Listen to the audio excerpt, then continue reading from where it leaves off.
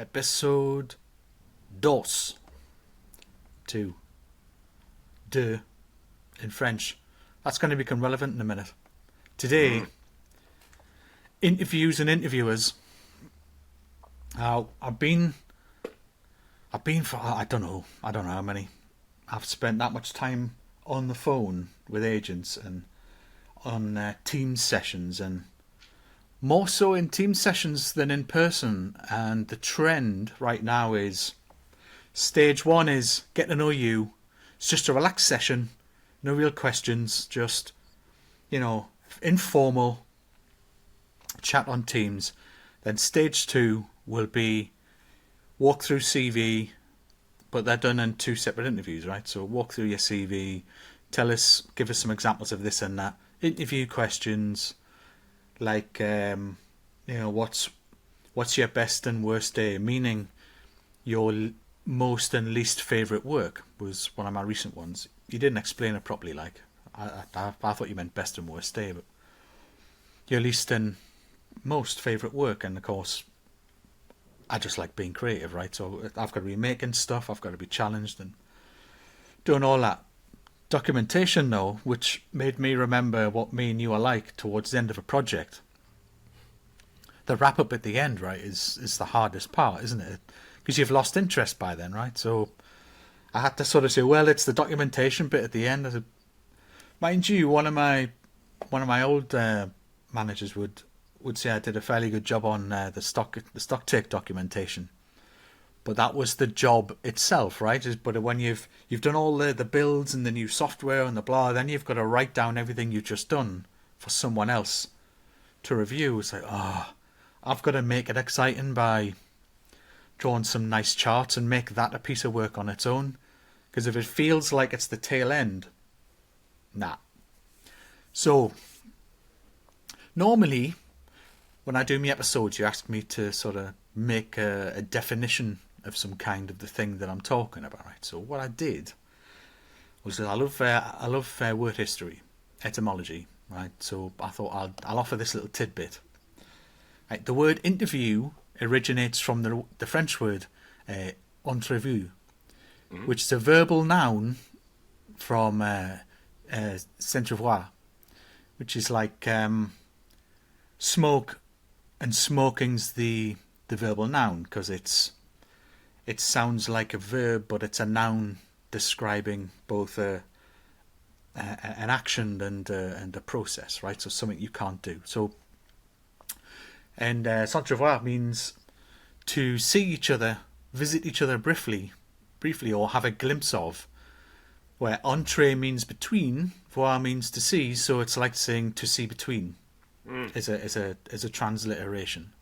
Now that was interesting, that it originally meant to have a glimpse of each other briefly, because that's, for me, is exactly what you've always taught me an interview was about, that it's as much as you asking them questions and figuring them out as it is, it's not just I need this job, it's do you need the job with them though?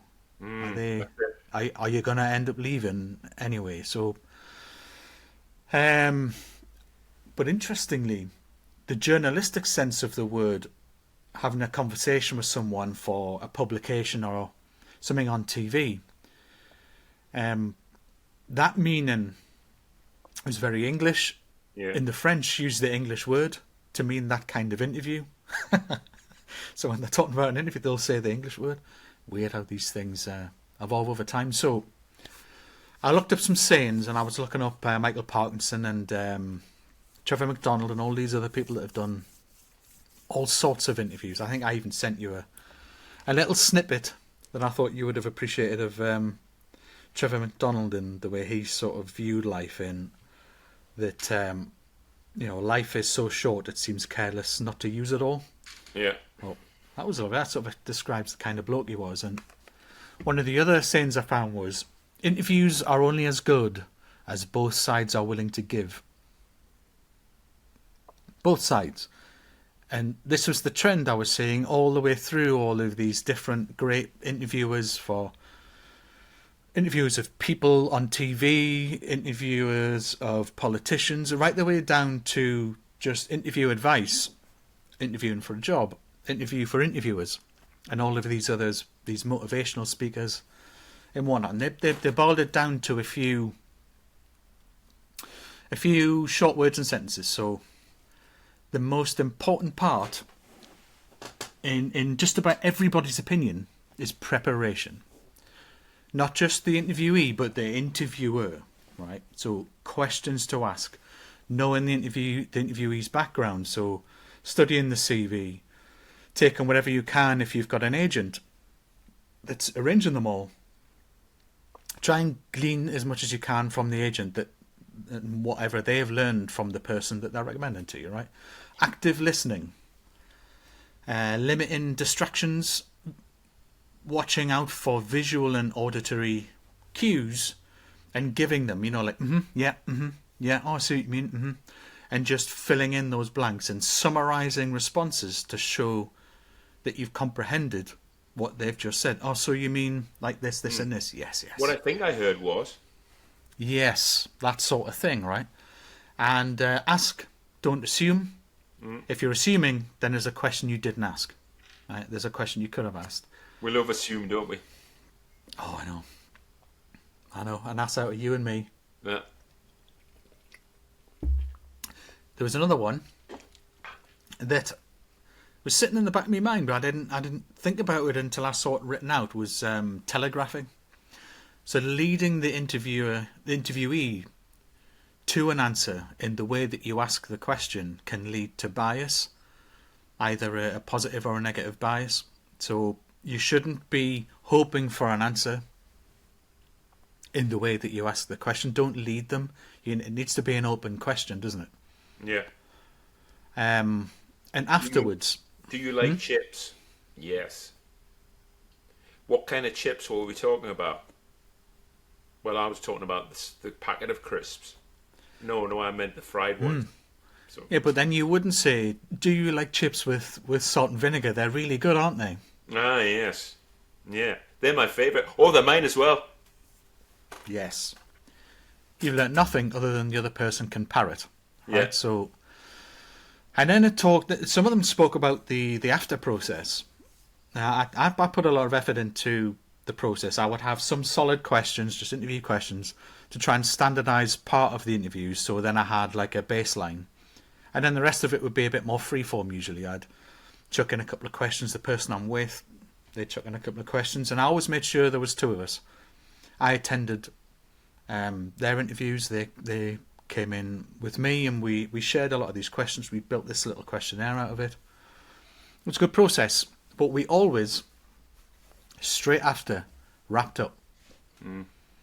Got our first gut feel, and then we spoke the following morning. So we got our gut feel, any red flags, anything really stand out, sort of like an interview with the other interviewer. What did you think? What did you pick up on? Did you pick up on that when he said this? Yeah. So we'd go away with the notes.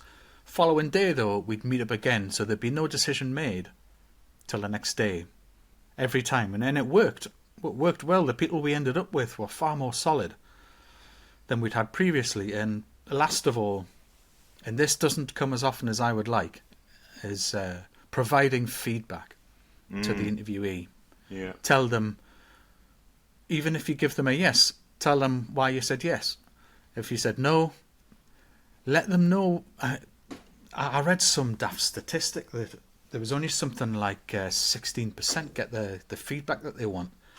And yet, around 90-something% of people want it, like ask for it. And very few of them get it. Well, why is that? Why wouldn't you?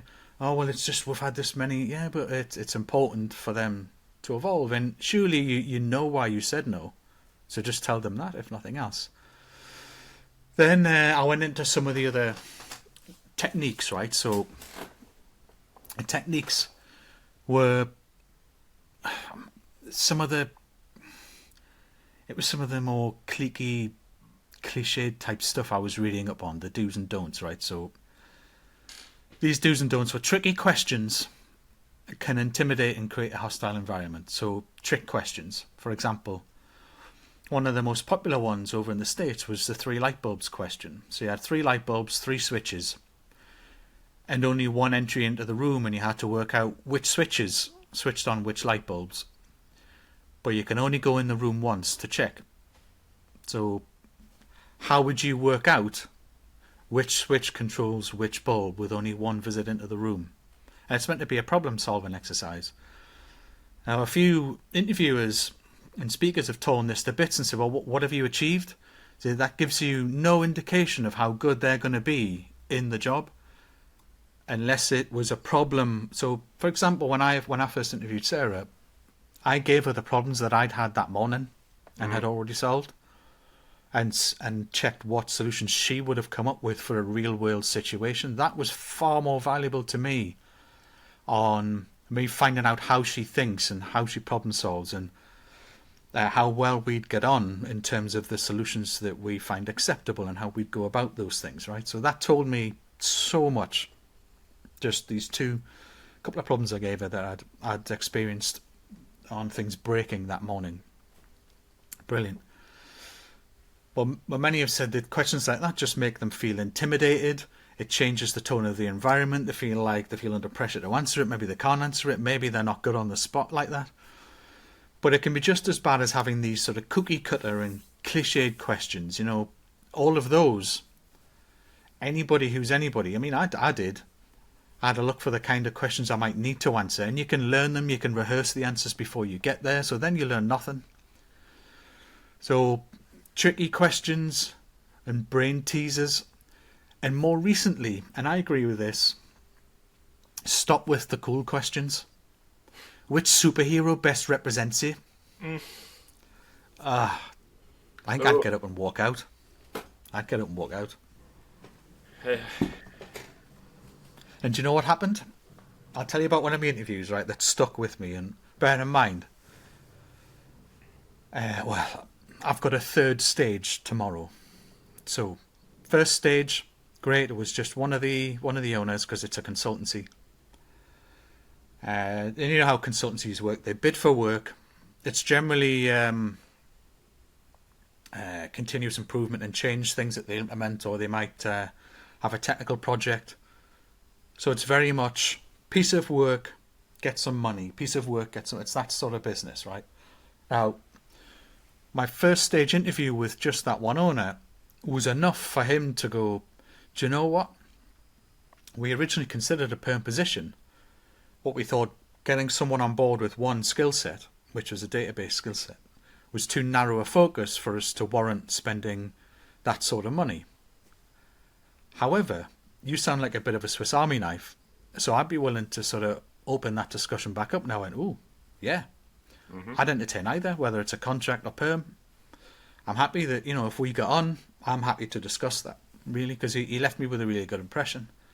Stage 2 was on Friday. The two owners of the business and their technical leader got on like a house on fire with the technical guy. Had a few daft jokes, a few. I mean, the interview itself didn't really feel like an interview. It was flowing back and forwards, and I could see myself with the technical leader. I can see myself developing a shorthand with him very quickly. We had very similar thoughts and ethics around how things were put in, and he had some past experience or cracked some nostalgic jokes about programming and this. That was great. Then the guy I'd spoken to the week before, he dropped in a couple of those, what would you do in this situation, and those sorts of questions, right, just to wrap up. But all the way through, the third guy, who's the shared owner with the first guy, was just sitting there, and every now and again doing this. Should maybe not have done that with me headphones on, But you know what I mean. He was vigorously rubbing his head and his forehead and just sort of looking uncomfortable, right? And I thought, is he reading a bad email, or is he busy chatting to someone else while because he didn't look to be paying attention. I couldn't tell who he was looking at. Like here, I'm not looking at the camera because I'm actually looking at the recording of you on my screen, right? So is he doing that, or is he flicking through emails? All I know is that every now and again he keeps sort of rubbing the top of his head, looking kind of sort of, Mm-hmm. like that, moving back and forwards. I thought, wow, what's going on there? So it gets to about 5-10 minutes left. And the tech guy says, "Look, I've got to drop off. I've got another one coming up on the hour." Right. This guy drops his normal interview questions in, and then it comes the turn of this other guy. So the last guy, and he said, I just don't feel I got all my answers. I don't know what's missing, but I didn't get any answers. I didn't get the answers I think I need. I'm thinking, have you even been paying attention? And he says, I don't know. So I said, well, look, I'm happy to stay here. Is there anything, like off the top of your head, is there anything you really want to ask? I'm happy to answer. I'm happy to stick around and take any other questions you have. So I feel like we've all got on really well. So I'm happy to try and wrap this up with you. I'm happy to put the time in. Because it all felt very familiar. At the end, I felt like I'd known the other two for ages. Mm. And I went, I don't know. I don't know what questions I need to ask. I mean, maybe we need, I just need another hour of such. I mean, maybe we can do something next week, and I can just go in and have a think of some of my questions. Well, number one, where's your questions? Yeah. And why haven't you got any? Why haven't you got them prepared? Why haven't you pitched in? And the more I thought about it, the more I've just sort of analysed what I saw of his behaviour during the meeting. And what ended up happening was he wants to go away and think of the questions that he wants answers to. And he said, if we could just, or maybe it's on Monday, just have like a 1 hour or a half hour, just laser focused question answer session. And I went, he's miffed because the interview wasn't an interview. It was a discussion. He's miffed that it wasn't structured. He's miffed that we had questions and we just bounced around, had a chat. In my mind, that was key for me because I got to know them then. I got to know, they got to see some of my daft ways of thinking about certain things, and we cracked a few jokes. So I could see that I could get on with these guys, and given that it's a very small consultancy, I thought this is going to be high pressure. The reason they want to bring me on is because, that they see, ooh, he's capable of a bunch of stuff. Pound signs are rolling around in their eyes, thinking, oh, he can do more than one thing. Maybe we can bring this in and that in. We can polish this off, all sorts, right? So I know what I'm worth. So in the back of my mind, I went, look, I think I'm just going to do them. I want to wrap this up with a neat and tidy bow and say that I've done everything that I could. So I went, yeah, well, look, Monday morning, as I'm not doing anything at the minute. I've got some feedback to give on this other one, but I don't have to do anything till Monday. I can have a word with their agents and whatnot. We can just stall everything else till Monday. Yeah, okay. So we've got another one coming up on Monday. I can't remember if it's an hour or half an hour. But I've pondered on it. Now, I always give my interview feedback, always. And my interview feedback was, he looked uncomfortable. He didn't at any point interrupt. And he seemed to be miffed that the whole hour was sucked up by the other two. But he at no point, as a leader of the business, did he get to 40 minutes and say, hey, you've had 40 minutes. I've still got some questions of my own to ask. So, do you mind if I jump in? So you've had more than half of it already. Even as a joke, he could have said that because the atmosphere was there for him to kind of go, here, you've had 40 minutes just for you, as I've got a couple of questions. And he could have even told Neil, the other guy, and just said, here, you've had your questions last week. So you've already had one whole session with him. So he could have butted in, he could have reined it in, he could have even reined in the interview and narrowed its focus back to a more question-answer session if he'd wanted to, but instead, all I saw was him getting increasingly frustrated on his camera and being deeply uncomfortable, and by the end feeling like he'd been sold short or he'd been gypped in some way and wanted his own interview. What do you think he feels he wanted? He probably wanted structure, I'm guessing. Yeah. But the other two didn't. Yeah, because he's socially inept and doesn't work the way they work, and because they're two outgoing people, he feels uncomfortable in butting in. He needs one to one.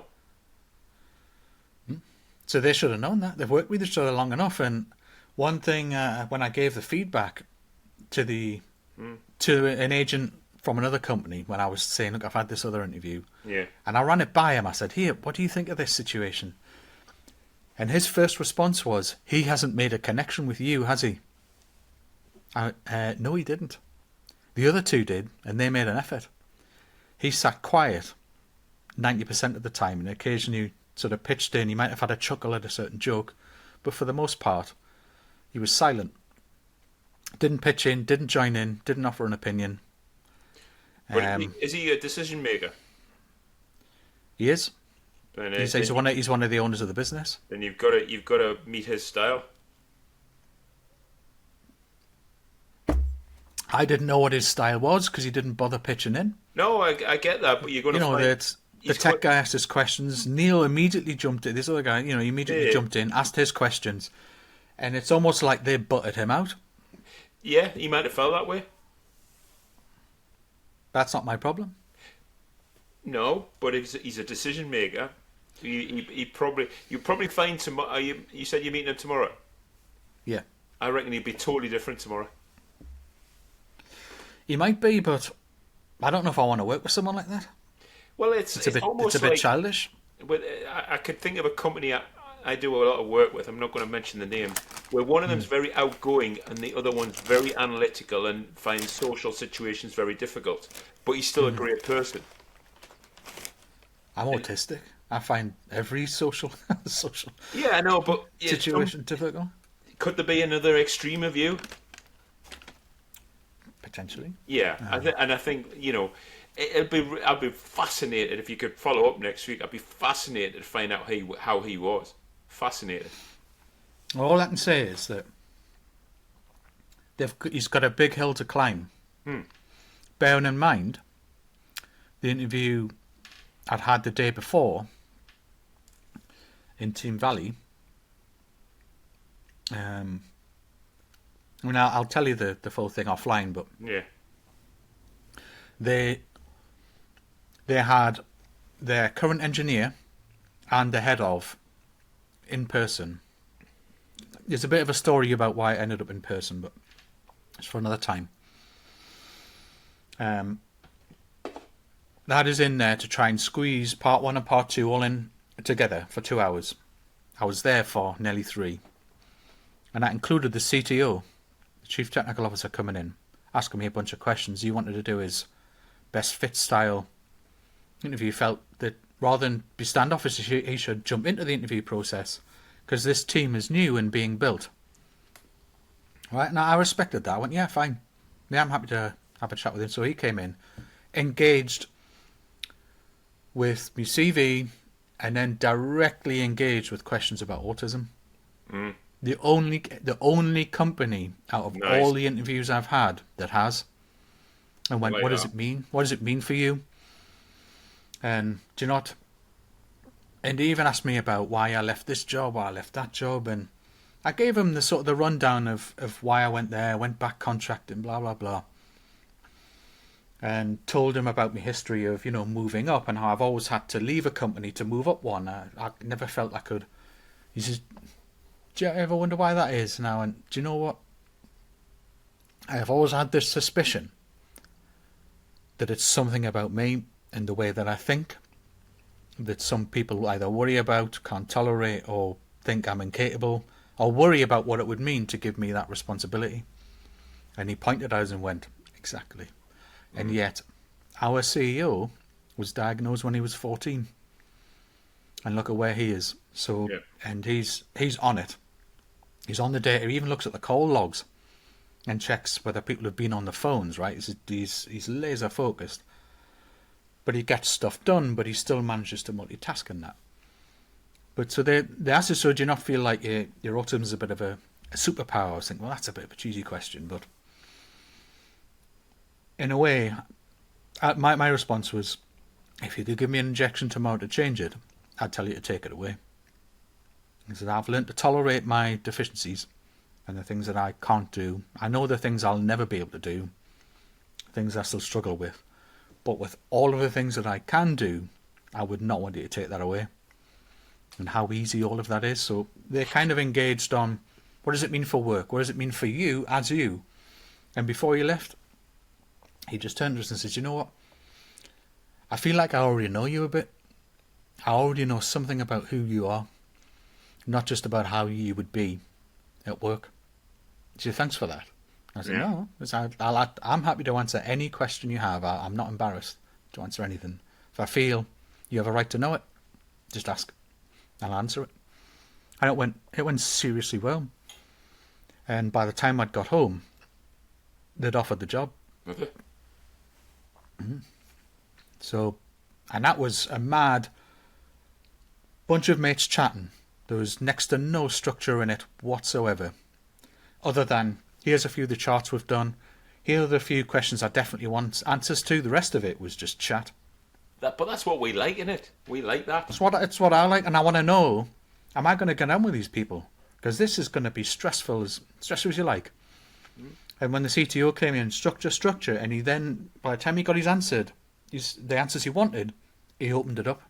And then the rest of the room, I was talking about beef hula hoops at one point, to make a point about how my senses work and how you can smell, as soon as someone opens a packet of beef hula hoops, you can smell them 5 desks away. Isn't that the bit though, Simon? That we present a CV. Let's just work on the assumption the CV is true. Nobody lies. Let's work on that assumption. So actually, I've got a lot of what I see on there. I need a little bit of validation, and I just want to know about you. Isn't that it? As long as you can sort of ask a couple of questions to say, oh, I know this language and this language. Yeah. Do you though? Now I do you though? Like, prove it. Tell us what you did. Yeah.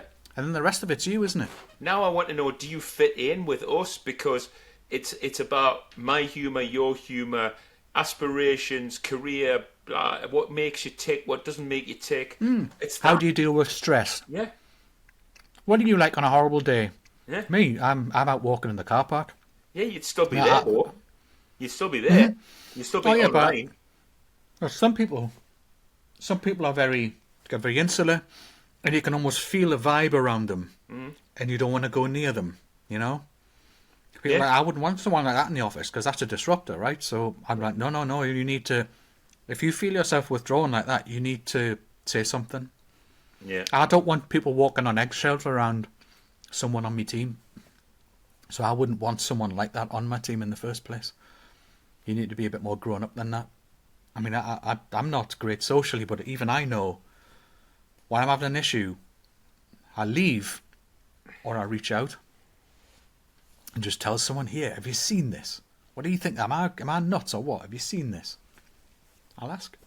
Right, so I had probably my best interview and one of my worst. I mean, the one the week before, he told me everything about the company at the start. Fantastic.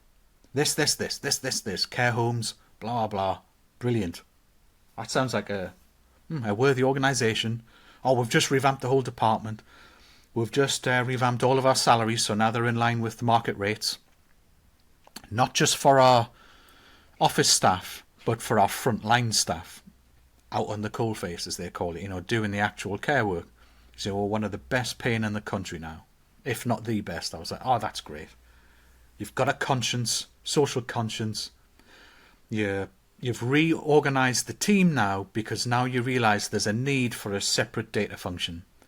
That, music to my ears, great. That means you're taking it seriously, there's money there, there's resource there, and someone's listening, and you've learned the value of data. Fantastic. So imagine what I was like at that point. I was like, great. That's it. That's the kind of place I want to be. And then I had to drag questions out of him. Where's your questions? Like, is there anything else you want to know? I mean, I had to ask that at the end. It was so, I mean, how are you liking this? And, we're probably doing it. There's a difference between boom, boom, boom, like a losing all structure because you're so buzzing.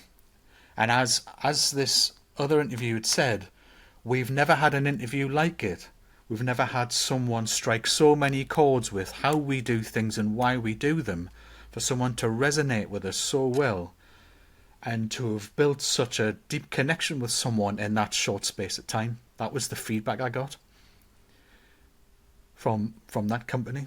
Yeah. And him, I had to give feedback on that, constructive, and say, that wasn't a good interview. I had to drag stuff out of him. I still don't know what my job would be and why he's hiring me and what slot I would fill into and all of that. It all seemed really vague, and as I'm sorry, but I would have asked him more questions if I felt he could have answered them. So I stopped asking questions, and we just sort of, rather than wrapped up the meeting, we just sort of fell out of it. Yeah. It wasn't good, and I've heard an out since, so I still don't know what my feedback is from that, but that is the best feedback I've ever had, the best sort of interview I can remember having in recent times, right next to probably the worst I've had, one of the worst I've had, other than that one the week before. So great stuff. So I'll be starting that at some point.